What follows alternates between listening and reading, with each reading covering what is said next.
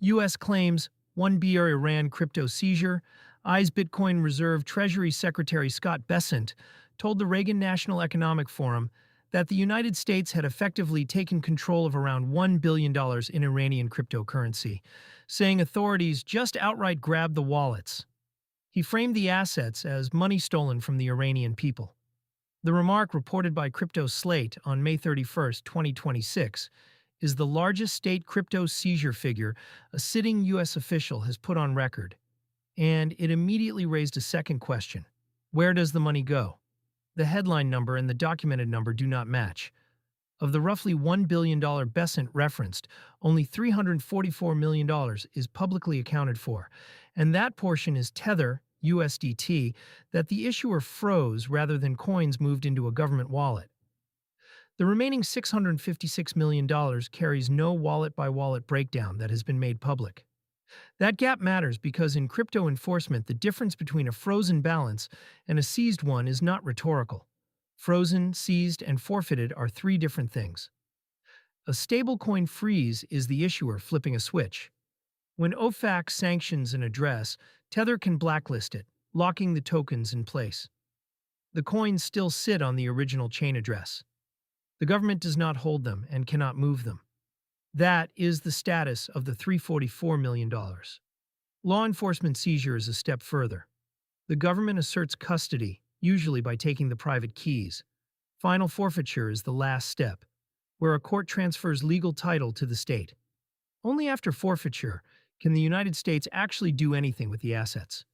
Bessent's grab the wallets language suggests custody on at least some of the total, but a freeze and a forfeiture are not the same event, and the public record so far supports the smaller, frozen figure more cleanly than the billion-dollar claim. This is also a reminder of how much control sits with custodians and token issuers rather than holders. A centrally issued stablecoin can be frozen by its issuer at any address. Balances parked with a custodial exchange or card program can be locked the same way if a regulator orders it.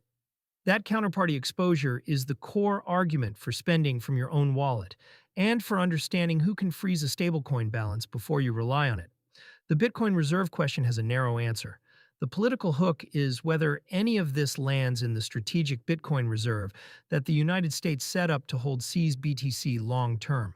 The mechanics are stricter than the headline implies. Only Bitcoin that reaches final forfeiture status is eligible for the reserve, and once an asset enters, the reserve is barred from selling it.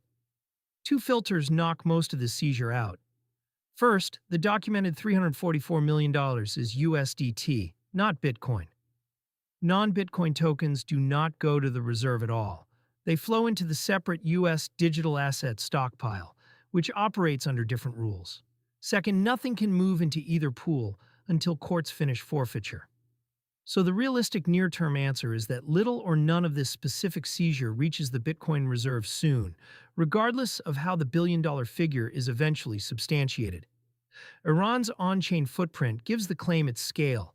The seizure claim lands against a large target. Iran's crypto activity reached an estimated $778 billion to $10 billion in 2025, and flows linked to the Islamic Revolutionary Guard Corps accounted for roughly half of that ecosystem in the fourth quarter. Nobitex, Iran's largest exchange, has processed tens to hundreds of millions of dollars tied to sanctioned groups. A $1 billion figure is plausible against that backdrop, which is part of why it traveled so fast, but plausibility is not the same as a verified forfeited total. Markets treated it as a headline rather than a catalyst. Bitcoin traded near $7,300, up 0.4% on the day as of May 31, 2026, with the Fear and Greed Index at 35 in fear territory. A seizure that cannot be sold, and may not even be Bitcoin, does not change float in any way traders need to price today.